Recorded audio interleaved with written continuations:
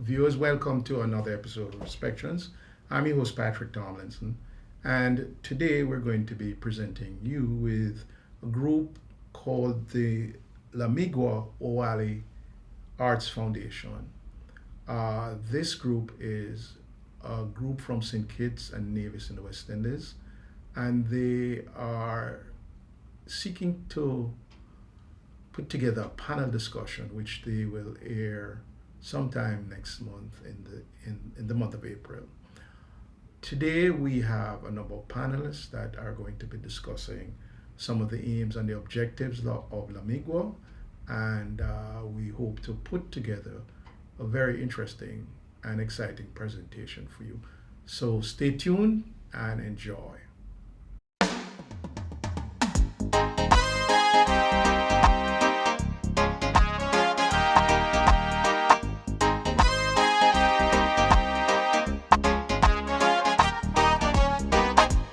Riches to rise, riches to rise, riches to rise, riches to rise, riches to rise, riches to rise. From my culture of dignity and Today we have the pleasure of a very interesting group called the Liamuiga Oualie Foundation, Arts Foundation, and they have taken the time out to come and share with us some of the projects and objectives of their foundation. So, welcome all.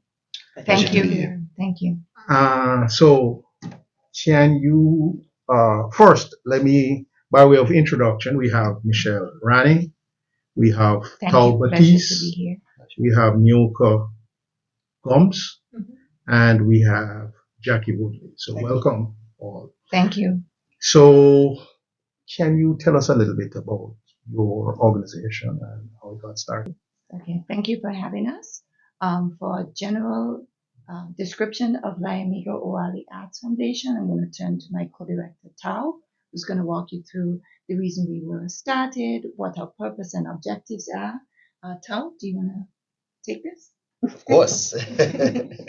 We always pleasure to be here, Patrick, and we are always grateful to be able to speak about LOAF because LOAF is birthed out of gratitude, right? So we were all born in St Kitts and Nevis, one of the smallest countries in the Western Hemisphere, and LOAF actually stands for Liamuiga and Oualie Arts Foundation. Now, the Liamuiga bit speaks to the indigenous Kalinago name. Liamuiga meant fertile land, and Oualie meant, or still means, land of beautiful water, right? And those were the names given by the indigenous people pre-Columbian. And so we've always tapped into that indigeneity, and particularly as we've lived in the global north for a bit, we've always thought about what was unique about our country, our islands. And so what happens is we thought also of how being here, how we could pay it forward or give back, as some people say. We are all recipients of academic scholarships along the way in some way, shape, or form. And so we thought that that's one of the best way to pay into the intellectual capital and development of St. Kitts and Nevis. So LOAF, as we imagine it, you look at the acronym, but it's like you think of a loaf of bread. So we are thinking of how we better feed the arts and the artistic development of St. Kitts and Nevis. But when we say the arts, we don't just limit it to the plastic arts and the visual arts and the sonic arts, and culinary arts, and so forth. We also think of math and science as artistic.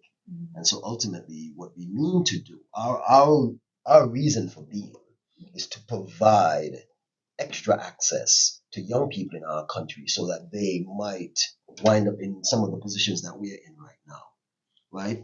And so how do we mean to do that? So LOAF is two-pronged in the sense that we'll be providing academic fellowships to two students, one on each island every year.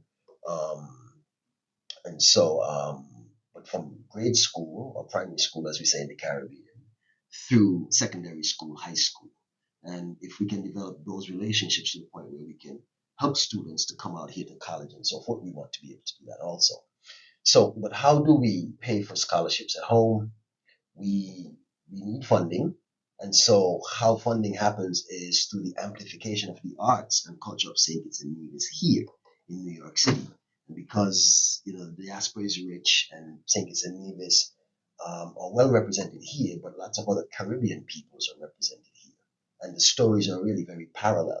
So we thought that every year we would have what is called the Sugar Experience, which is an additional way. So it's a display of the arts and culture of St. Kitts and Nevis. And every year we feature particular artists, right? Typically around Labor Day time, because that's a very important people for people of West Indian descent in New York City, right? But so that's a fundraiser. But what it does, it also amplifies St. Kitts and Nevis, right? And so on the world stage, and New York is this global capital, right? So a great part of what we need to learn is bring wider knowledge to what happens in St. Kitts and Nevis. But in bringing that knowledge, we then bolster up support for fellowships back home. Okay. Yes. Okay. Now, I don't know if Nayuk or Jackie or you, Michelle, would want to speak to this point, or even Tao. But can you, for our viewers, just give us a little bit of a feel of the island of St. Kitts and Nevis, its population, its political situation. You have a prime minister, I'd imagine, Yes. and you have various representatives to international bodies. Tell us a little bit, Okay. for those of the viewers who would like to know a little bit more about your island and taste your island, so to speak. Okay. St. Kitts and Nevis, a twin island federation. So what that means is we have a federal government, largely meeting in St. Kitts, but a part of that federal government is the local government of Nevis. Mhm. And then Nevis also has its own local administration. But for many, many years, for as long as we've known it, it's been a harmonious collaboration between the two islands. Mhm. So we consider ourselves two in one. And so that's part of what makes us unique and set us apart from the rest of the islands in the Caribbean. In addition to that, we're small, very small. How many square 68 miles? square miles on St. Kitts, Mhm. 35 in Nevis. Mhm. What's the And population? the population stays about steady, about 35,000 people over the years. And actually, that turns on what we are discussing today, which is the topic of migration. Okay.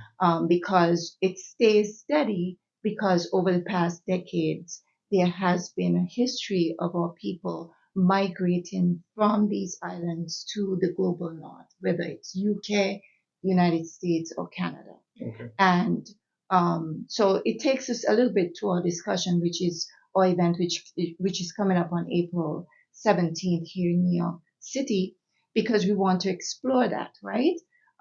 Over the past decades, all of these people who have migrated from these two islands and the wider Caribbean, migrated, come to the United States, come to Canada, come to the UK, and we're trying to understand, well, first of all, what are some of the drivers? What makes us make that decision to take that leap?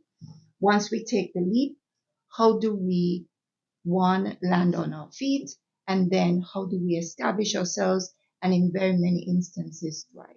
Okay. Right? So St. Kitts was largely sugarcane was largely our industry. Now we have moved away from sugarcane. Tourism is more or less mostly the primary industry on the island. For Nevis as well. It's beautiful, 68 square miles. One of the things that I try to tell people to give them some concept of what St. Kitts about. When I was in high school, one of the competitions we would have, a sporting competition, would be who could walk around the island quickest, quite literally. So we would all get up at 5 o'clock in the morning, start the walkathon, and walk around the island. You come back like 5 o'clock in the afternoon, but that's doable on a 68 square mile island.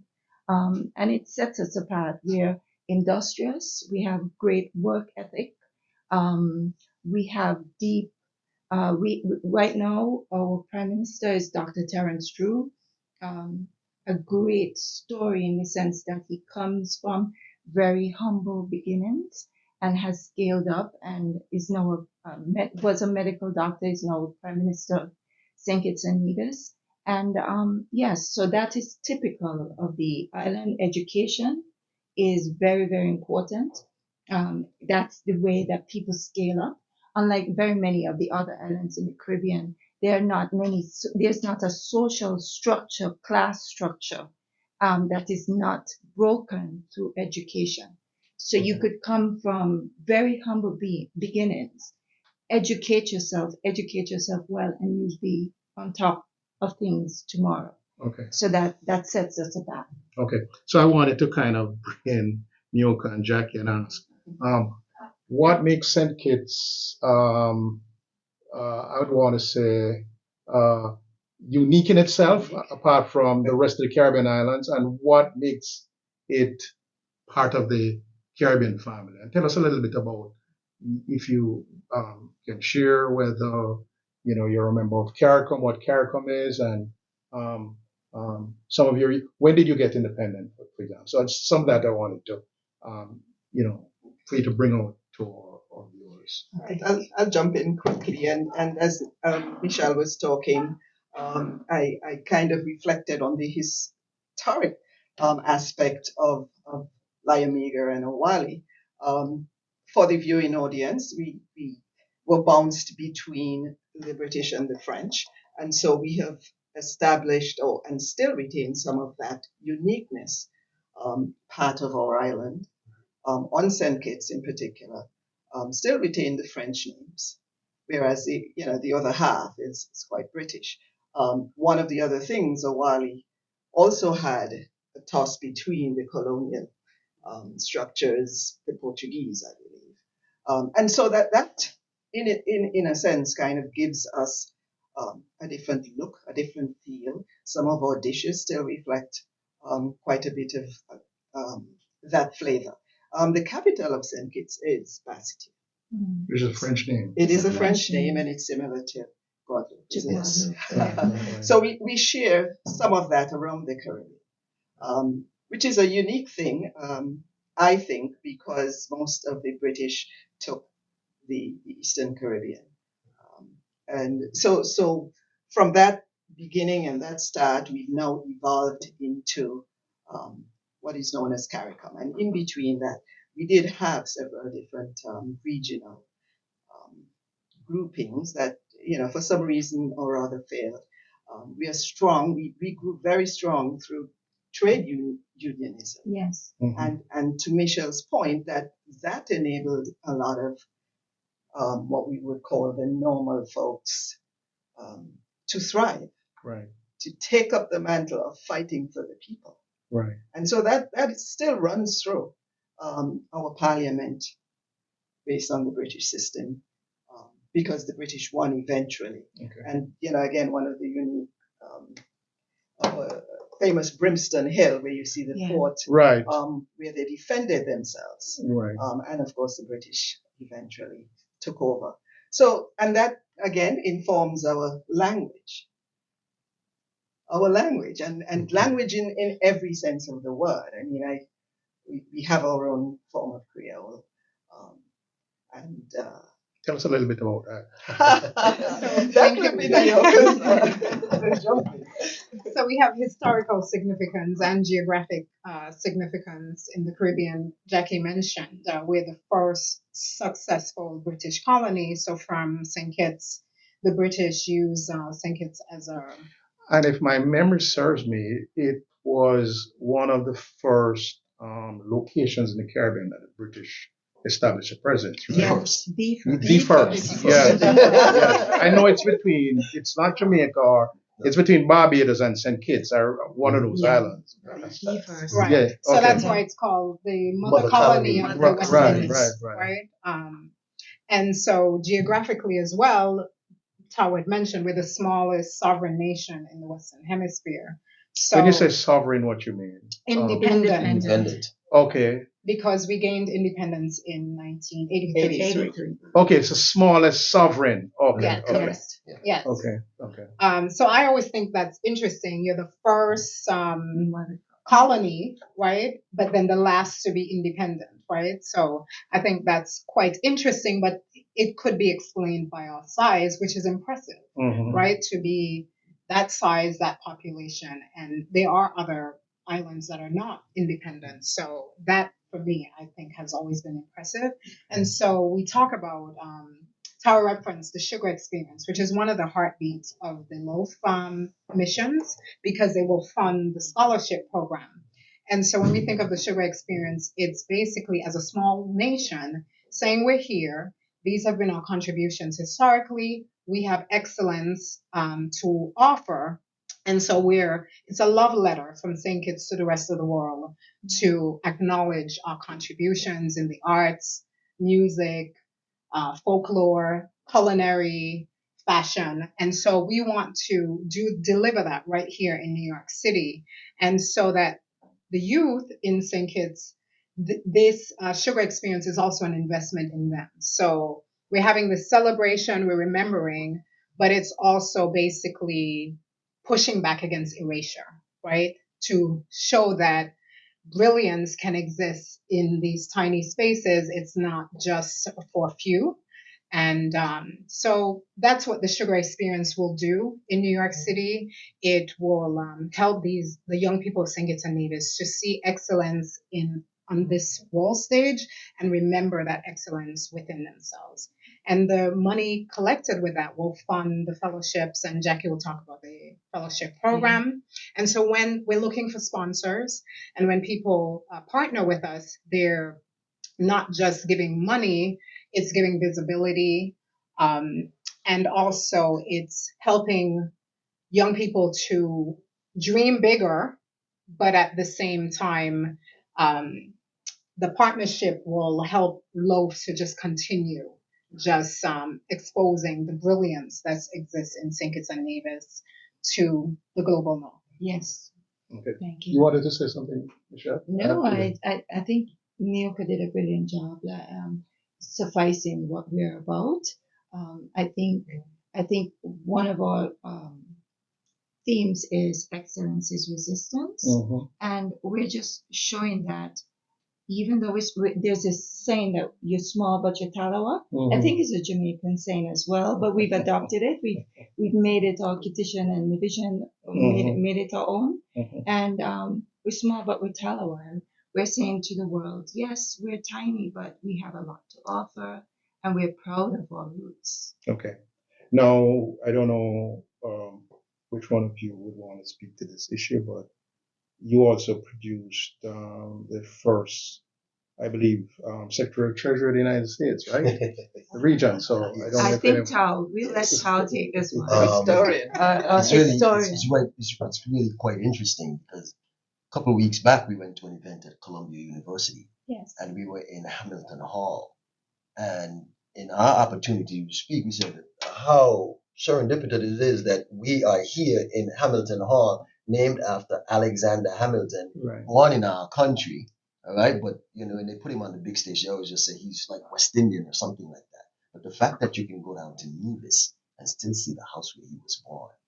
Right. And so, in terms of the historical context, certainly Alexander Hamilton looms large, right? He is one of the founding fathers of the United States, someone of mixed background. Sometimes. Yes, I wanted to. Yes. Yes. And his mother was his mother was a black woman. So I said he must have been, given the one drop rule in America, he must have been really white passing, because we don't have a photograph of Alexander Hamilton because photography didn't exist. I've always then. heard that his mother was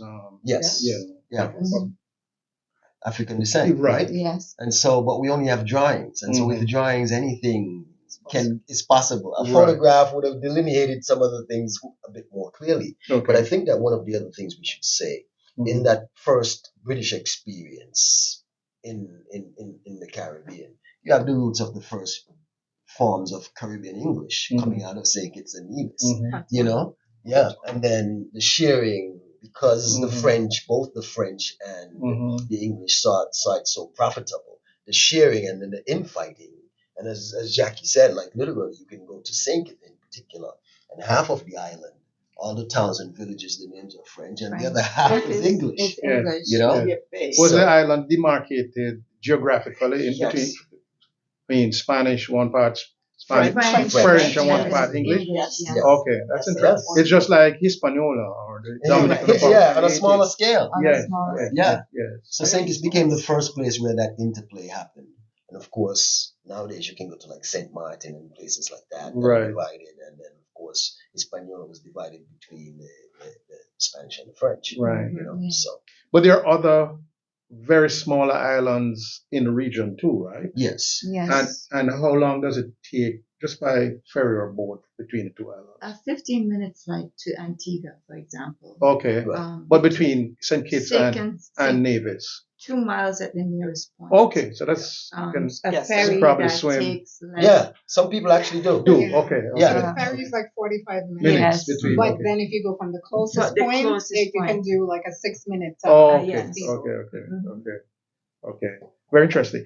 Now you mentioned the sugar experience and you've embraced that almost positively.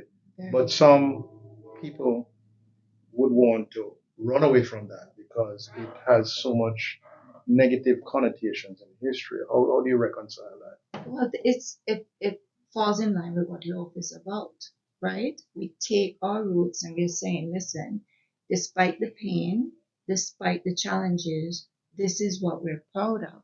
And so it falls in line with what LOAF is about, the reason we're being. And so sugar experience, yes, it had a history. Slaves worked the sugar plantations, but out of that came this beauty.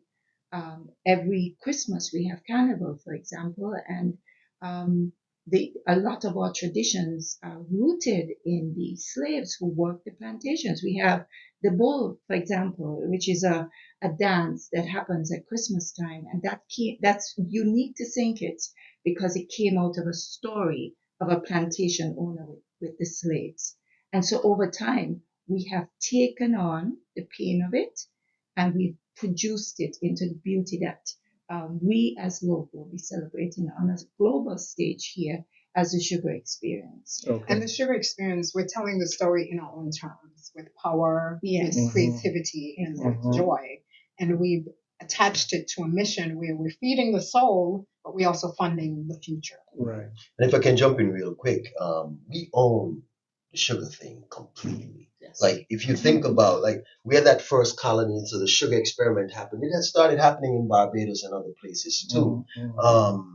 But literally, the nickname for St. Kitts is Sugar City, Yes. right? So Michelle mentioned the National Carnival every year. That is called. We don't even call it Carnival much anymore. It's Sugar Mass. You know, so everything is Embraced attached. it. Yeah, Yeah, everything is embrace it. attached to sugar. So we don't plug into that old epigenetic trauma of enslaved and colonial. What we plug into is the epigenetic joy of the sweetness of how we can celebrate life. Yes. Very Okay. good. Very good. Now, something I wanted to kind of expand on is the language is a very powerful thing, and Nayoka mentioned about your own unique Creole. Do you want to just expand on that a little bit? Your Creole in St. Kitts, and the uniqueness of it. Well, Tao, I think you can help me here a little bit, but we talk about because of historic. I mean, for example, the if history somebody's of the here and you talking in Talk Creole, to each Right. other. would the average Caribbean person understand? Absolutely, Yeah, absolutely. okay. I think so. Yeah.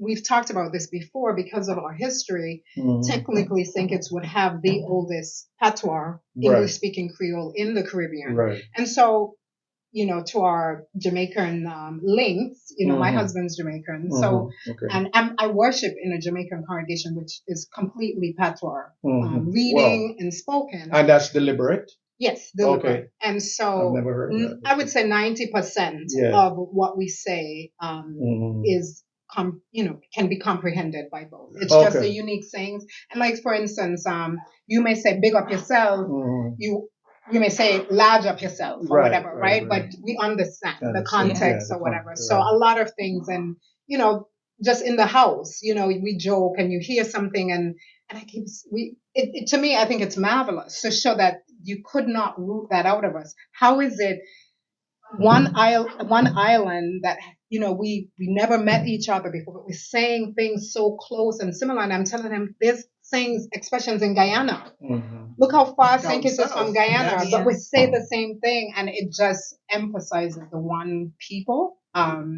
So often, of course, when people hear us speak, I mean, you being Jamaican, because Jamaica is so big and you have, different tones to your patois, sometimes they may say, where in Jamaica you're from. Right. Yeah, people normally Yeah. do, because you say you have different regions. Yeah. Correct. But one thing I wanted to share also with you, and I did mention to Michelle, Yes. is that the islands in the colonial period, there was much more movement among people than we really Correct.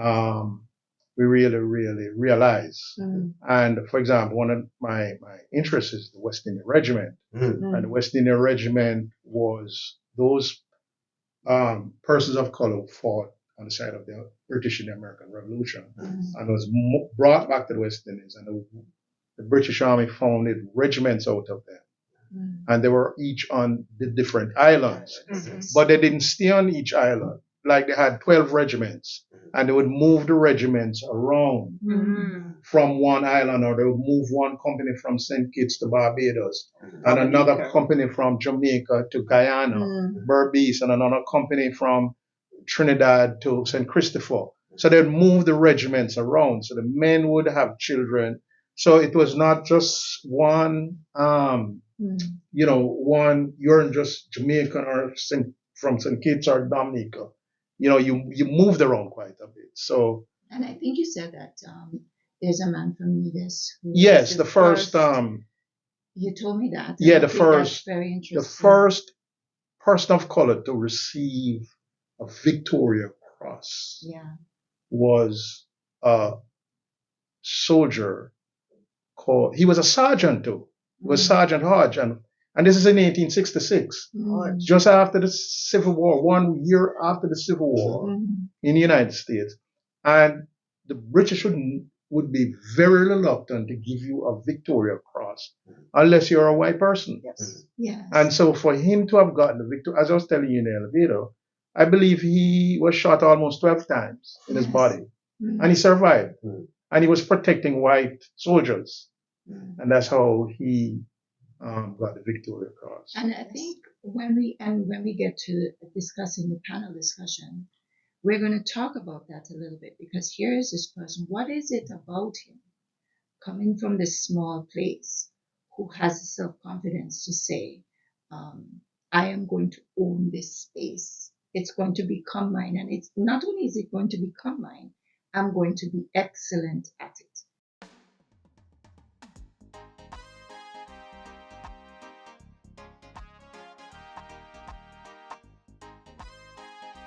Well, thank you again for joining us.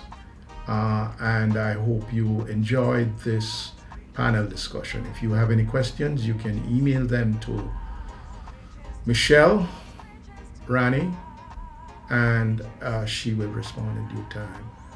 We ask you to stay tuned, come back, and stay with us for the second part of this discussion, which we hope you found interesting, exciting, and informative.